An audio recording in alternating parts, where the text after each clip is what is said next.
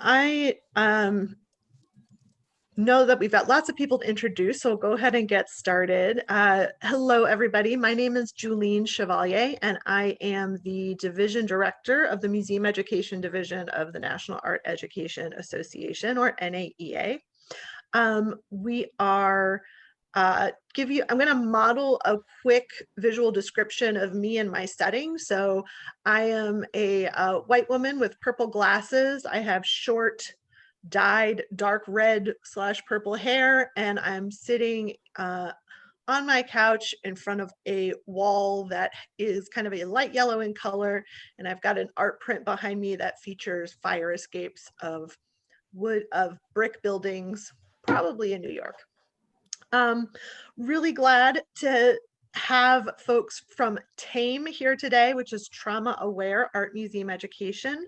They'll introduce themselves in a sec, but I just want to do a little bit of housekeeping. Just a reminder that peer-to-peer, this iteration of peer-to-peer, is really about informal conversations, a chance to connect with each other, a chance to learn from one another and the field, especially since a lot of us are feeling really isolated in these times of social distancing.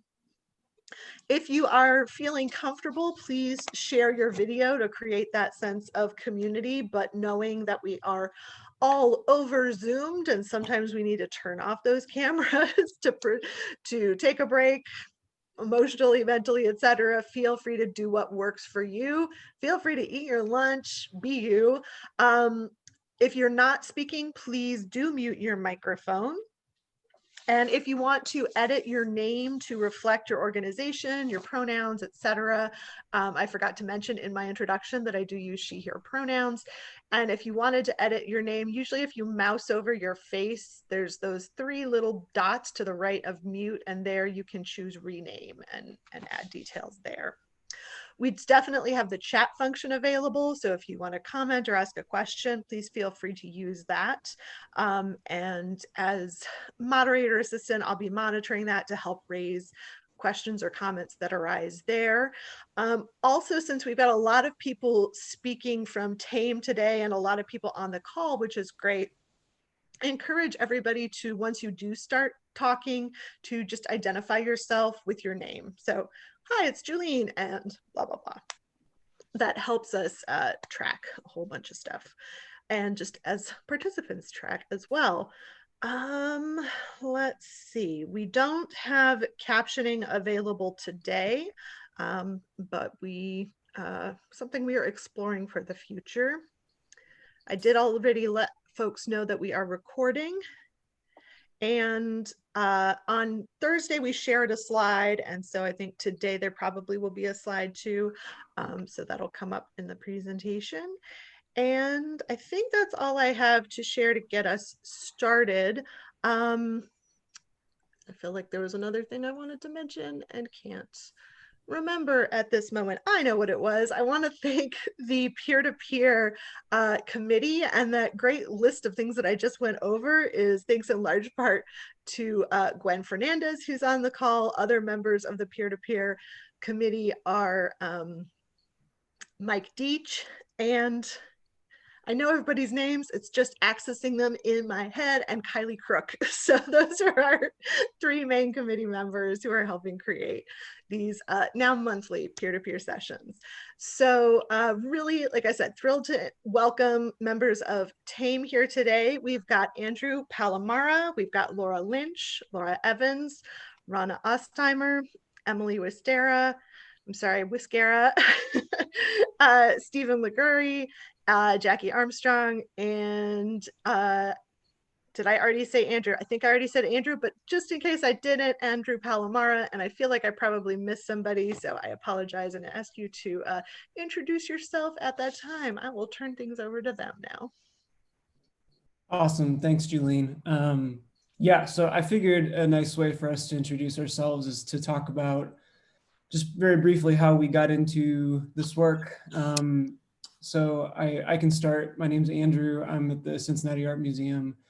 And so in January, my team, Learning Interpretation, we went through a half-day training with a local counselor and trauma specialist on what trauma-informed practice could look like in a museum setting. Some of my colleagues had been doing some programs that fit into this vein, but we had not formally worked on it as a group. And then a couple of months later, the pandemic hit, and in lockdown, I had been reading The Body Keeps the Score by Bessel van der Kolk. And as I was reading this book, it occurred to me that a lot of the things that he was describing are a lot of the things that we were experiencing as we were physically disconnected and having to really change a lot of our lives. And so I thought about what kind of ramifications that would have for the work that we do as museum educators, and thought that there was a real need to formalize an approach that keeps trauma in mind. And so then I called my buddy Emily Wiskera to see what she thought of it. And she said,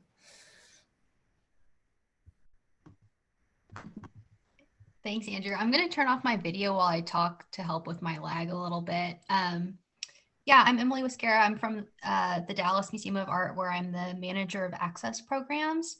And I was really interested when I started, chatting with Andrew about this topic, and really thinking about, how it connected to my personal experience, and thinking about how we could make the museum and its unique resources available to our visitors, in the process of them, processing or healing from all of the trauma that they're experiencing in the world right now. So I'll pass it on next to Laura Evans, who is the next person we reached out to. Thanks, Emily. So Andrew and Emily are former students of mine, and I think you guys probably reached out to me because I, without really knowing it, I guess have been really interested in trauma-aware work for a very long time. My research has primarily been around how women with eating disorders can have museum experiences that may be helpful to like promoting a healthy body image. And that's because I had a very serious eating disorder myself. So it was rooted in this, sense of wanting to like help that community. So I've always been really interested in this work, but Emily and Andrew helped put a language to it and give it a terminology that I hadn't really thought about before. So this was absolutely fascinating to me. And just a little context of my role on this peer-to-peer today is I'm going to try reaching out to you guys and getting email addresses and things like that for people who are interested in exploring this more, exploring trauma-aware work more. So I'm kind of going to be in the background here, gathering information and data. So I then reached out to Stephen, who is at the Montreal Museum of Fine Arts, and we had done some work together on a program that they do at the MMFA with body image and eating disorders. So Stephen, you're up. Thank you, Laura. Hi, everybody. So I'm Stephen Legari. I have, what's my title? A program officer for, really don't like the term program officer. It feels really offensive, not offensive. It feels too à droite. Program officer for art therapy at the Montreal Museum of Fine Arts. And I'm a registered art therapist and a licensed couple and family therapist, which means that I can do therapy in a museum, which is a really, it's so many things. It's very privileged. It's very exciting. It's a beautiful and novel environment to welcome different folks into a therapeutic experience. And so when I was reached out to, of course, I was so happy to reach back and say, yes, let's have this wonderful discussion. We have a number of different programs at our museum, and some of them are framed within a proper trauma-informed protocol. And I guess part of my question was, well, how can some of those practices that are already on the ground actually be more generalized into our educational programs, into working with our docents, into working with something that I'm quite, I suppose the word would be passionate, is how do we help our teams come back to work? So many of my colleagues have been out of work for all these long months. Our museum has remained closed for the majority of time. And they've been experiencing their own traumatic journey. And so how do we help take care of our teams so that they can help take care of folks once we come back together? That's my introduction. I'm going to pass it over to Rana. Hi, everyone. I feel like we're telling a children's story. My name is Rana Tolgan-Ostheimer, and I am the Director of Education at the Clark Art Institute. And as much as I understand what Stephen meant, titles like that sound off-putting. I'm going to say I worked really hard to get that title and to become the Director of Education. So I am pleased. Anyhow, I heard about this by reading about it, like many of you did, on, oh heck, I'm gonna forget the name of that blog, Art Museum Teaching? Yes, okay. And Emily is a dear friend of mine. And Stephen, I know of, and I'll say that in a minute, but our museums belong to an organization in common called Frame. And Emily and I have worked together on programming for special audiences. And although I haven't worked with Stephen, the Montreal Museum of Fine Arts is a sister museum to the Clark. And we have been connected for a long time and have really been learning from them about the focus on health and well-being in museums. And it totally worked for me. Before I was a museum educator, I was a teacher of education, a teacher of teachers, and really believed that the best thing we could do in education was help connect people to their own sense of humanity. This is based on humanistic psychology. And that once we are in touch with our own sense of humanity, that will be the driver, and that will help us be the most mentally healthy that we can be. No one's ever 100%, right?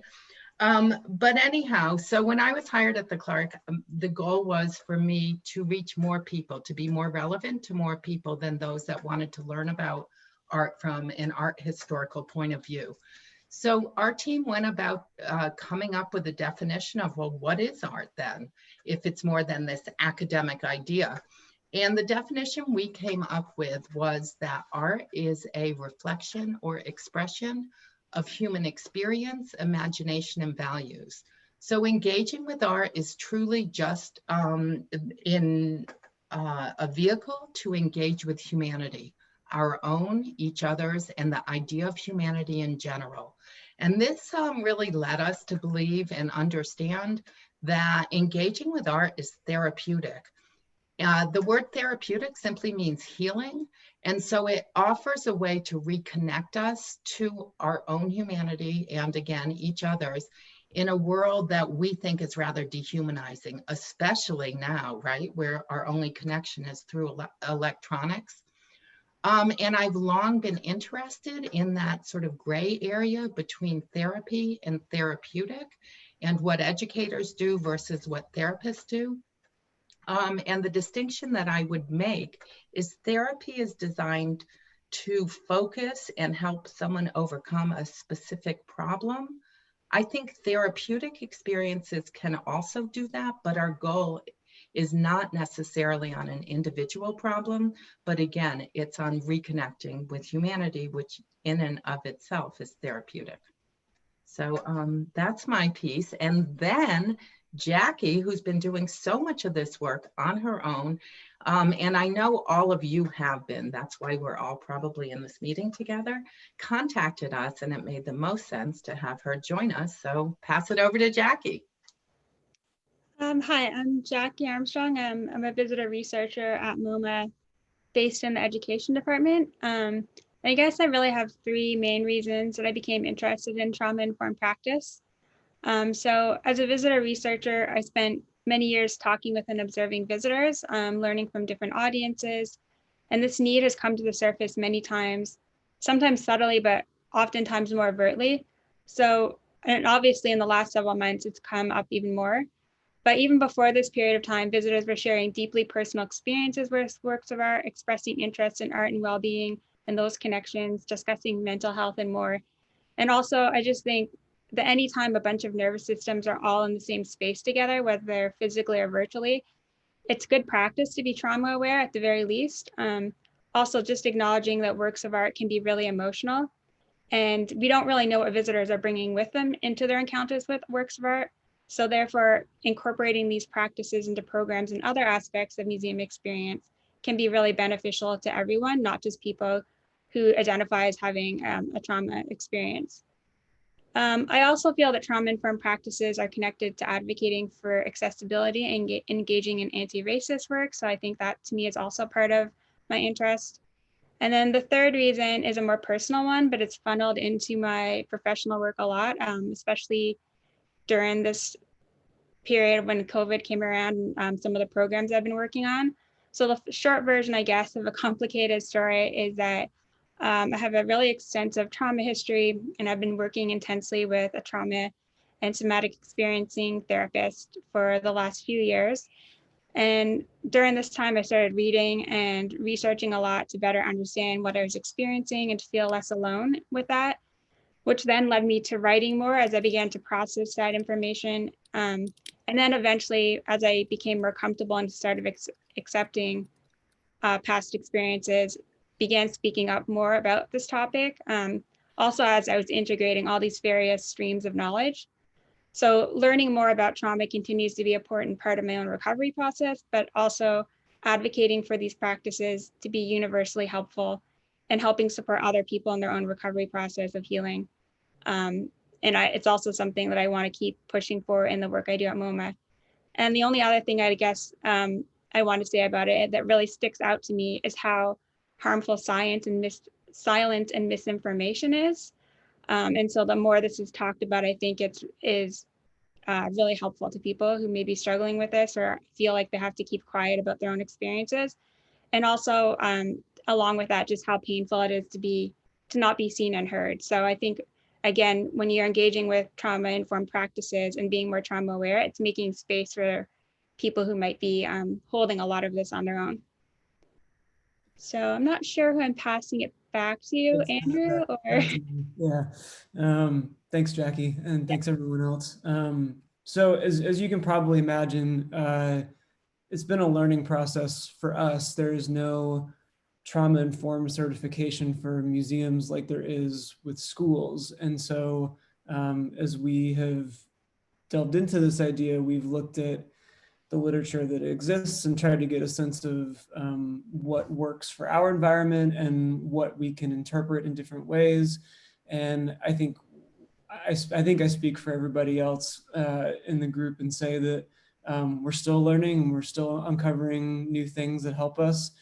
But there were a couple of values and ideas that kept coming up in a lot of the things that we would come across that seemed to be good bedrocks for what we want to establish in trauma-aware art museum education.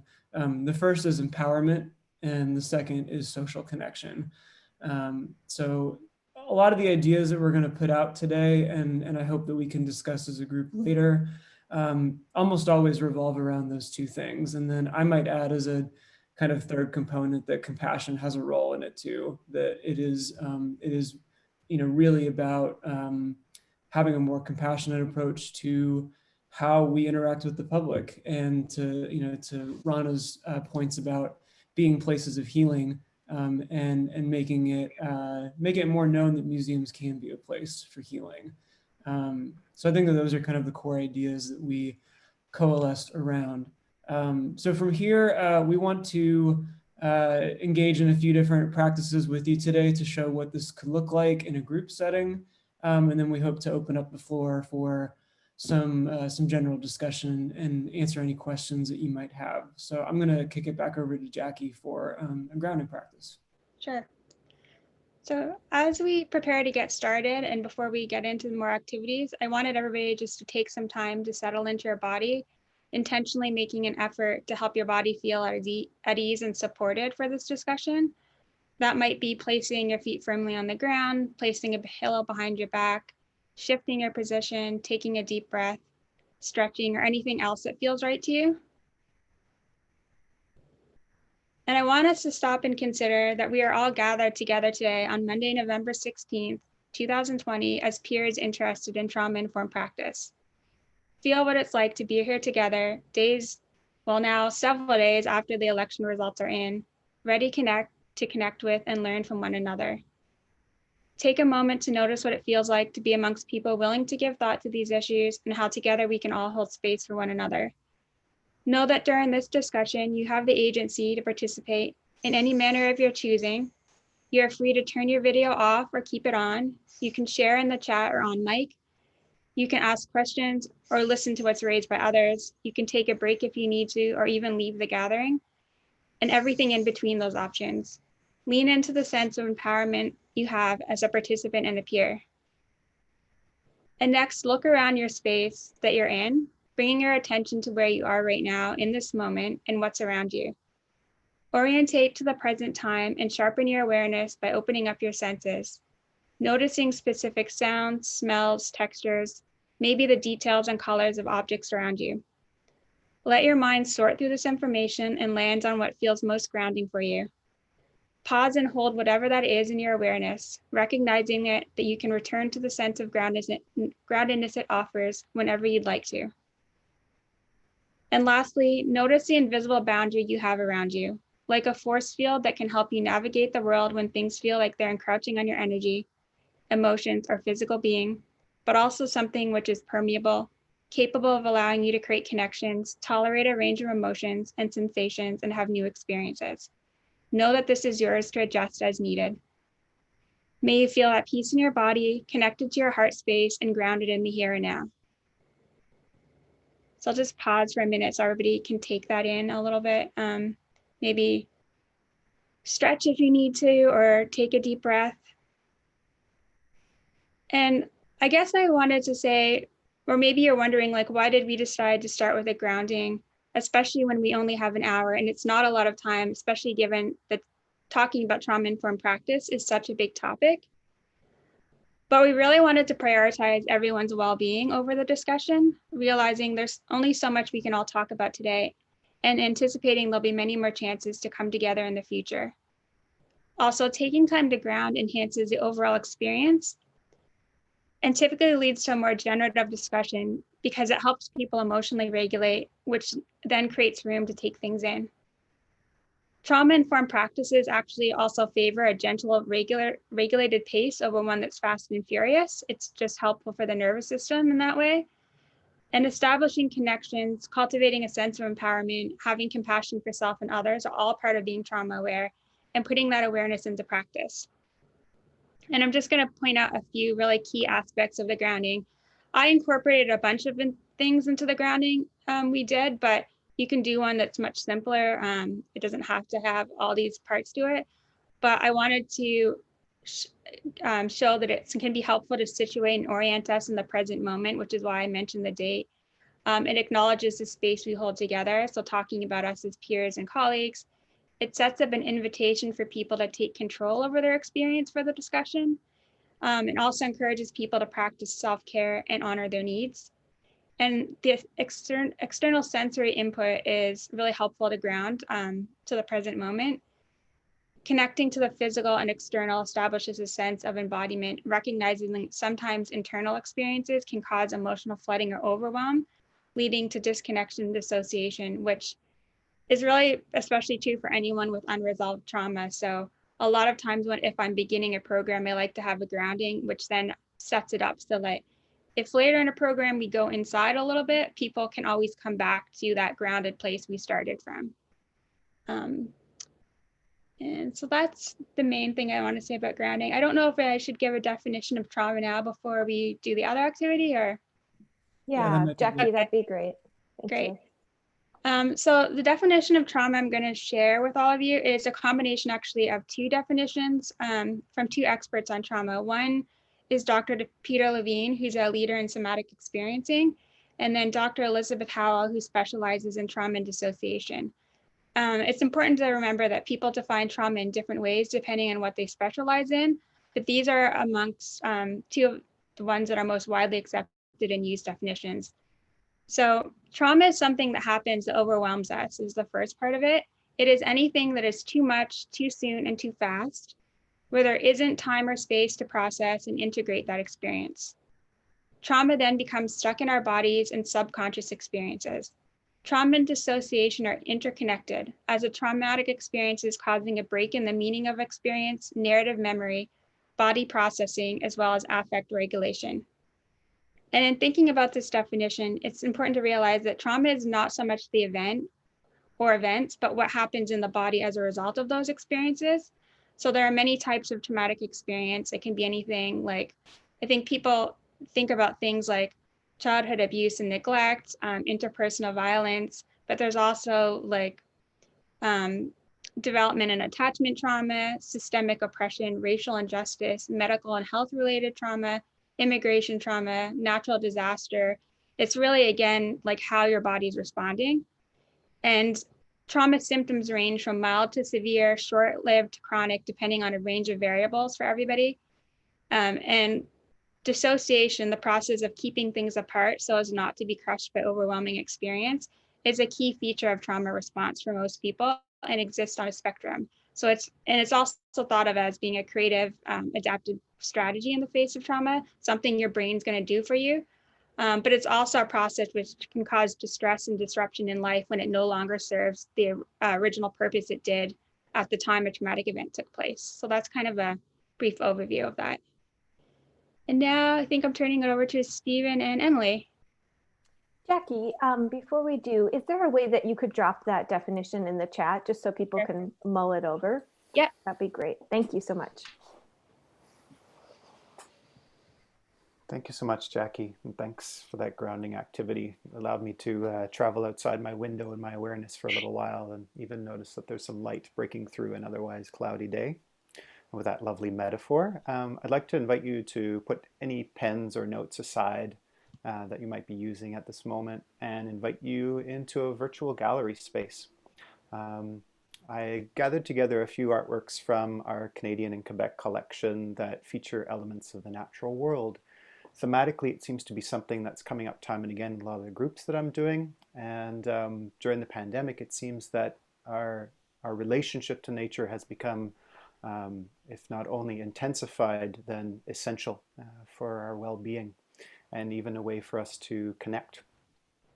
So I'd like to invite you to gather around the hearth of our collective language, which is art. And as I'm going to put up just a few images, I'll do a brief visual description.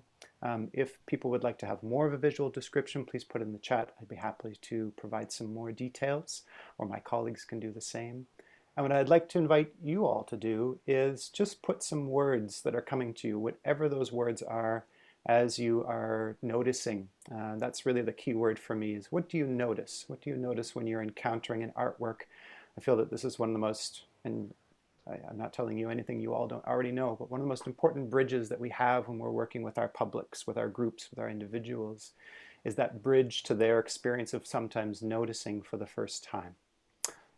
So with your permission, I will share my screen and I will take you into the rural countryside of Quebec. Let me just put this into full screen.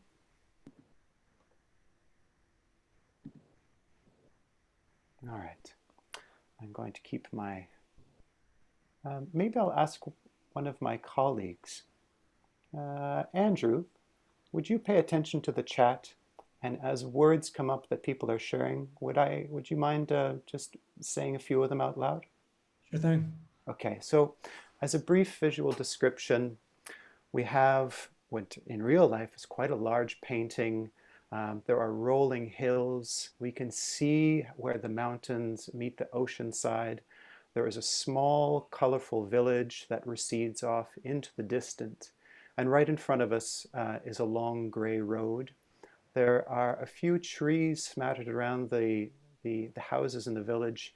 And further off in the distance, we can see that the forest gets quite dense. The mountains rise almost to the very top edge of the painting. And off in the distance, we see they turn to a lighter gray and then even into clouds. So any words, images, or sensations that come to you? Lisa says big air. She says that she can breathe in all of this. And Allie describes some whooshing. Crisp is another one.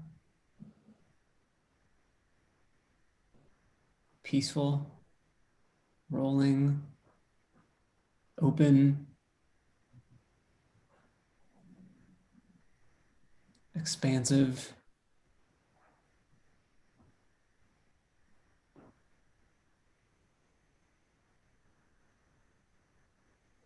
Someone noticed a small figure in the foreground is really small compared to the mountains in the background.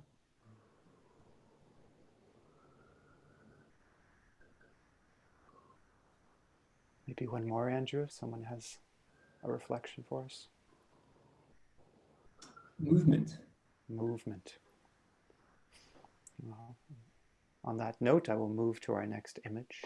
Thank you so much for your participation. Go ahead, Andrew. Yeah. I was commenting on your transition. That was nice. Oh. Thanks, Andrew. It's nice to feel supported. I think that's the theme that we're collectively brewing up together today. We don't have to do this alone. I'll give a little credit to this wonderful artist. His name is Marc-Aurèle Fortin, and he's quite celebrated artist in Quebec. This painting comes from around 1938 and is simply called Saint-Siméon. I'll choose a couple more.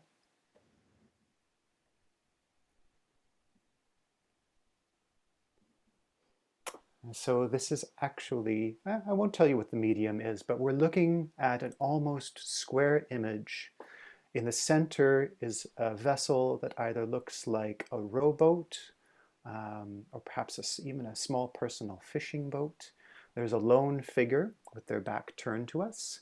And all around the boat are tall grasses that almost obscure the figure and the boat. There are little to no indication of where the water might be, but the sense is that we might be in a marshland. So same practice again, whatever words come, please.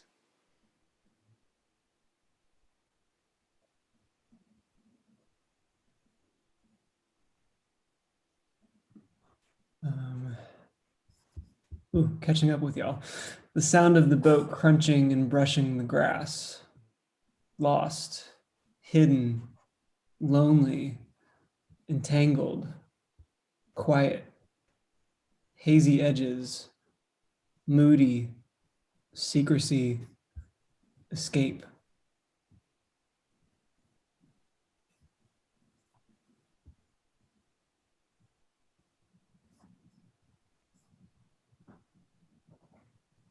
Lisa says it doesn't matter if it's a painting or a photo, it's very calming.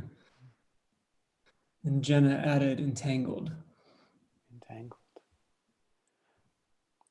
So in the spirit of noticing, I'd like you to notice how all of your words coming through Andrew's voice create this whole other narrative, this collective narrative, these words all strung together. Some of them are in contrast to each other, some of them are quite harmonious with each other, but collectively they form all these different perspectives. And this is this wonderful piece about empowerment, is that everybody's having their experience with this image, and they might be drawn to it or repelled by it, but collectively the group creates this story around it. And personally, I feel I don't know so many people on this call right now, but I have this wonderful opportunity to be present with the words that you're taking a risk to share. And I'm grateful for that. Thank you. I'm going to go on to one more, and then Emily is going to take us through a little bit more of an intentional writing exercise.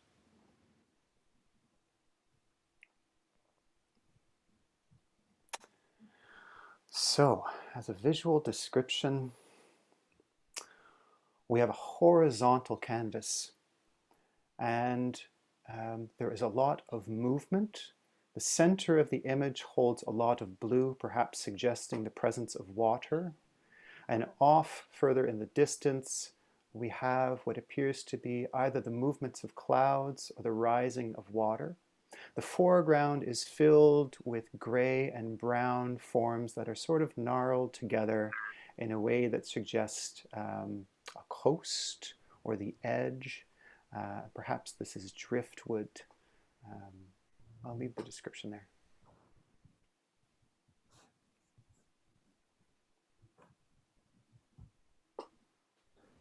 All right, velvet, desolate.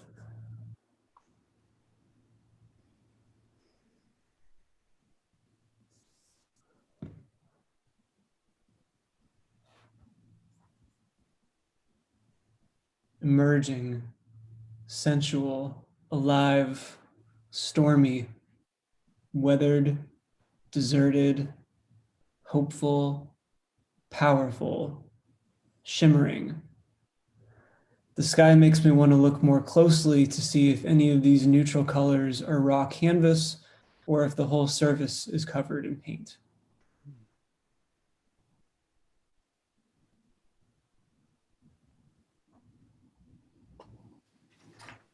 About to overwhelm. I can hear the water, feel the sun and wind, smell salt. Thank you, Andrew. I'll pay tribute to the last two artists we've looked at. This is Emily Carr, and it's called Wandafuka Straight, Oil on Paper Mounted on Plywood. I seem to have missed having the date here, but it's around, it's about 1940. And the last image we looked at was by Astrid Cruz Jensen, Within the Landscape, number 12, and it was a digital inkjet print from a Polaroid from 2013. Thank you all. And Stephen, I think we're going to skip the last activity just because of the time that we have, and I'm happy to see a lot of the same participants from the Thursday session where we did this other activity. But I just wanted to call out a couple of things. I think starting with the verbal description is great. Not only in terms of accessibility. But I often like to do a verbal description with my groups where just, saying out loud what we notice and constructing a verbal description together. It's a great way to call out some of the more sensory elements of a work of art.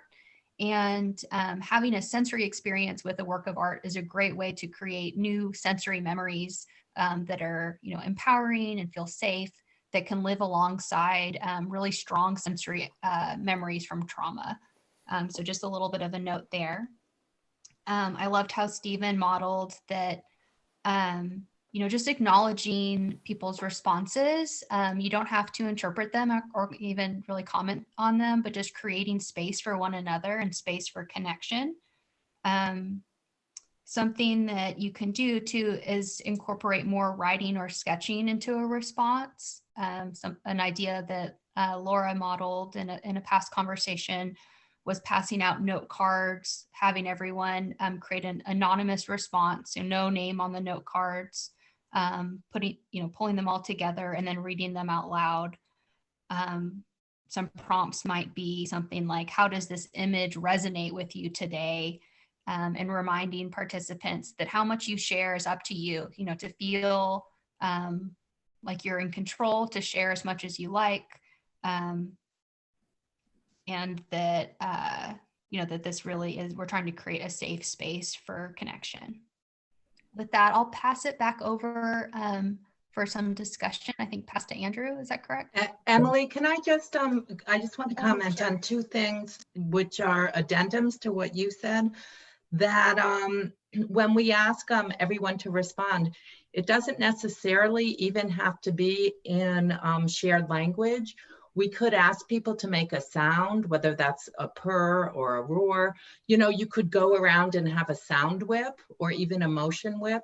And there are ways that we can connect non-verbally that can be a part of this work. And the other thing I wanted to point out is that Stephen didn't only accept every single answer, he didn't qualify any. So what I often hear some of our docents doing is, oh, that's beautiful. And they don't comment on everyone's, but beautiful is still a judgment. And if the leader said beautiful about that one, but nothing about mine, or is beautiful therefore more important than devastating? Because I might share something that's devastating, but has just as much emotional importance, power, and frankly, ability to connect to everybody. So we're always in our culture so worried about beautiful or good or okay. And as Jackie said at the beginning, we need to have the space and freedom to not be alone in other feelings as well. Thanks. Sorry about that. And Andrew, back to you. Yeah, no worries. I'm actually going to interrupt you too, Andrew. I know, how dare I? Just to say that I'm going to put something in the chat right now asking if you're willing to share your email address with us. We would love to keep in touch as we figure out more about what it means to be a trauma-aware art museum educator. So if you could just reply privately to me with your email address, that would be wonderful. Thank you. Yeah, so we want to take the remaining 15 minutes to answer any questions that you might have or discuss anything that we have written about in our articles or anything that we've done today. To Laura's point, I think we were really eager to do this peer-to-peer because the one thing that we haven't really gotten to do is talk amongst our colleagues about how to make this happen. And now that more of our museums are starting to open in some limited capacity. We are looking at a future of doing programs again in some capacity and figuring out how this works and all of it. And I include myself in that.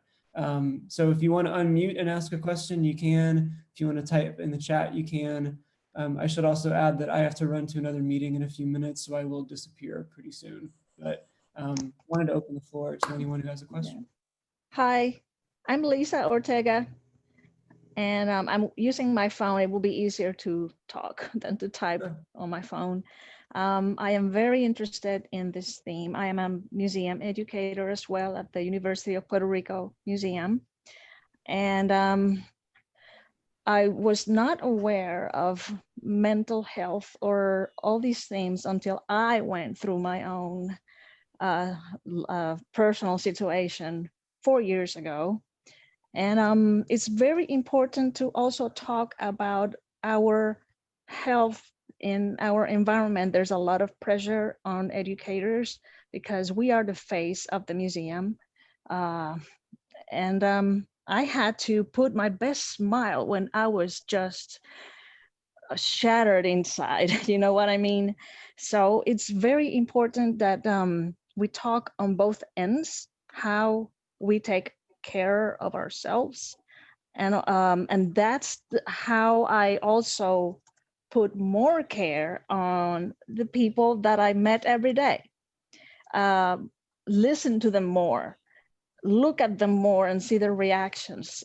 It was not until I went through a lot of stuff that made me more aware of taking this opportunity. We're not just visiting the museum, looking at art. We're meeting people that bring so much with them and can leave with so much as well.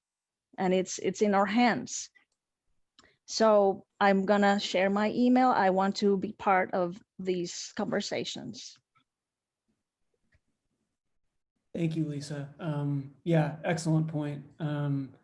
Stephen, I might turn it to you real quick. I know that you've had some really good thoughts on the importance of preparing ourselves to lead a group, to take care of ourselves before we take care of other people. Do you have any strategies or ideas that you can share that kind of lend itself to that? Yeah, and I know that this is something that, well, that everybody that has been part of this discussion has been either implementing or having discussions about.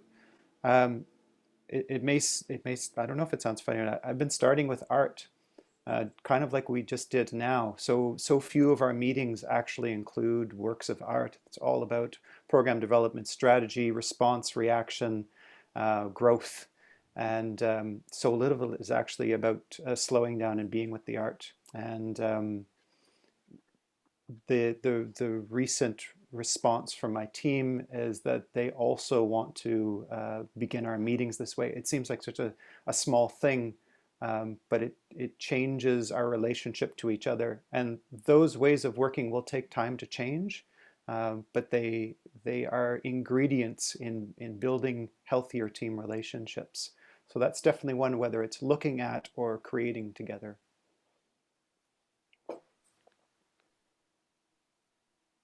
Hi, this is Laura. Ooh, am I unmuted? Yes, I think I am. So we don't have an access department per se, but we bring art therapists into the museum to work with us. And we're trying, we were so inspired by your first initial, conversations about a trauma-aware museum. It just kind of opened my eyes, and we were so excited that someone had started to think through this, and really we have to thank you for that. The timing couldn't have been better, of course. We do know that works of art can be so powerful in prompting people to share, what kind of projecting themselves onto a work of art. And now just to kind of formalize that a little bit more, and then working, either talking about art or making art, is something we're thinking through.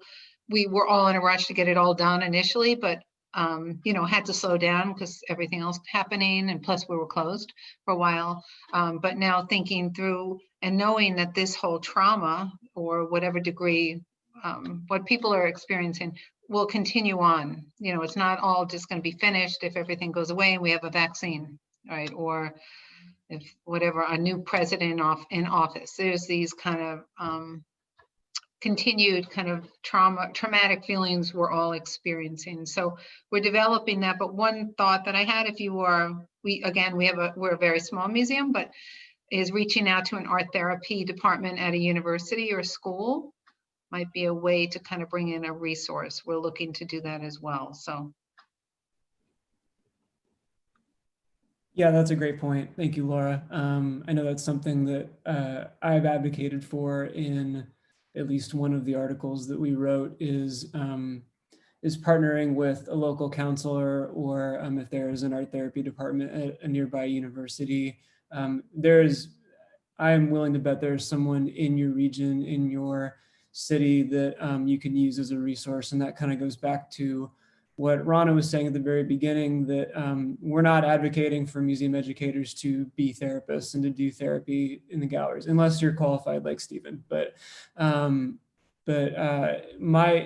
I'll say very briefly before I leave, I've been in constant conversation with the therapist who led my staff's training, because we're starting to develop some workshops for our museum's docents, which is my main responsibility at the Cincinnati Art Museum. And one of the things that I've asked her is, how do you justify this to someone who feels like it's out of their reach? And one of the things that she said is that while therapists have really important critical work, they can't do everything. And it takes a village to really ensure the mental health and stability of all of our people. And one of the things that she told me is that educators have skills inherent to their work that lend themselves to these conversations, that guide people to think critically, to ask questions, to be in touch with themselves.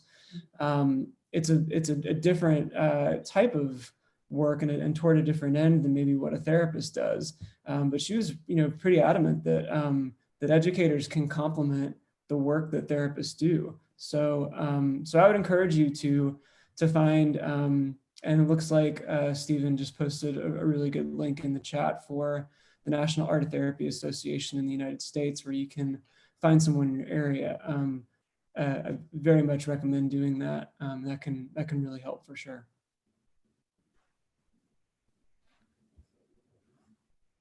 I wanted to add something really quick.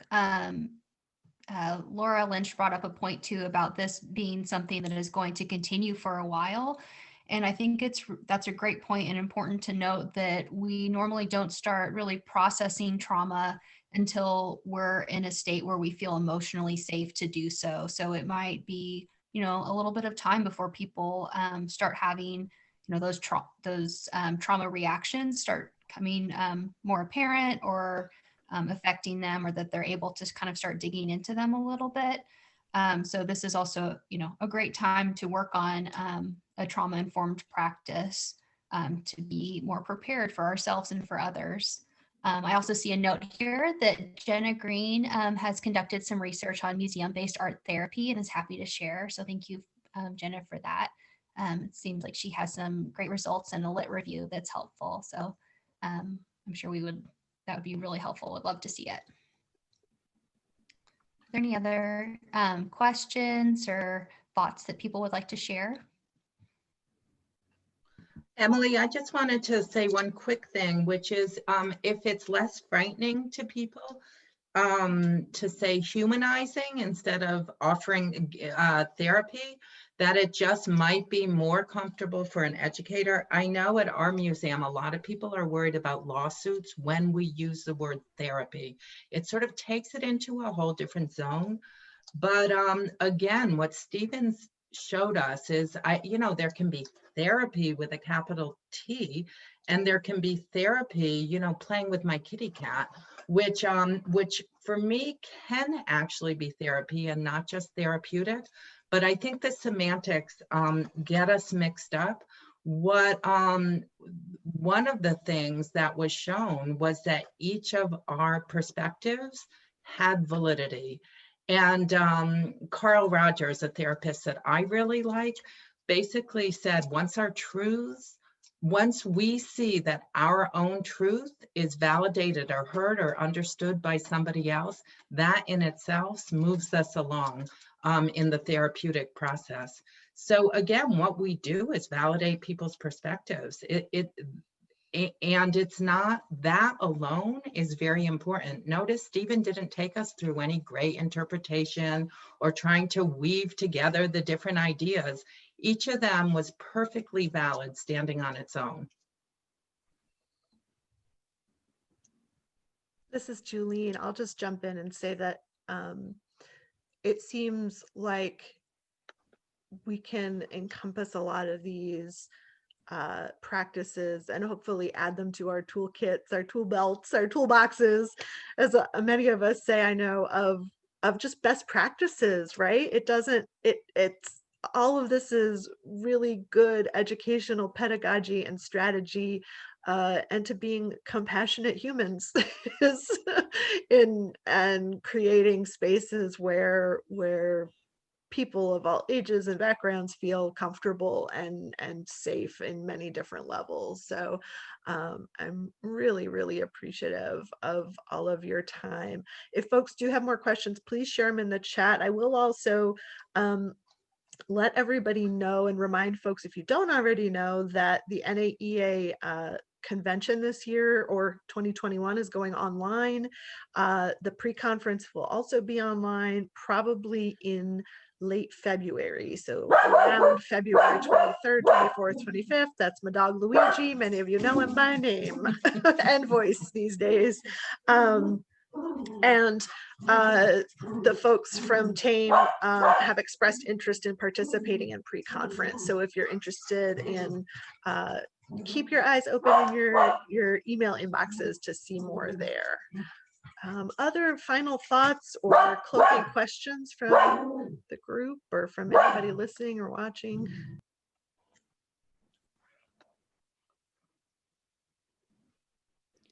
I think go ahead, Jackie. Oh, sorry. I was just going to add, I think people a lot of times get nervous when they hear the word trauma or trauma informed and that. And I think one thing I always, I think it's important to keep in mind is that even if, all around us all the time, people are having trauma responses, and it's like, the difference is whether we notice them or not, or if we're aware or not. And so part of it is, I think, like a decision whether you want to take that step to be aware and then be responsive. And for me, it just seems like the compassionate right thing to do, to learn more about it. So I think, I think sometimes this pushback that sometimes happens, especially in institutions, of not wanting to use the phrase trauma informed or not wanting to talk about trauma, doesn't make a lot of sense to me, just because by not acknowledging it, it still exists, right? So it's and for anybody who has experienced trauma, not naming it, not acknowledging it, just adds a layer of shame, and it can be actually quite harmful. So that's a couple of thoughts I wanted to bring up too as well. Thank you, Jackie. I was going to say the same thing pretty much. So maybe now would be a good time to wrap up then. It was really wonderful to see all of you here today and to have this small sliver of a sense of community. Thank you for all of your sharing. I've gotten email addresses if you still want to send one, if you haven't gotten to do that yet. We will hopefully be in touch soon, and we very much appreciate you. Thank you. Well, thank you, Laura, Rana, Emily, Stephen, Jackie, and Andrew. And if folks are on their cameras or want to unmute and say thanks and have a little last moment of communal togetherness, that would be lovely. Thanks so much, everybody. Thank you. Thank you. Thank you. Yeah, thank you for that. Thank you. Thank you. Bye, everyone. Bye, Rana.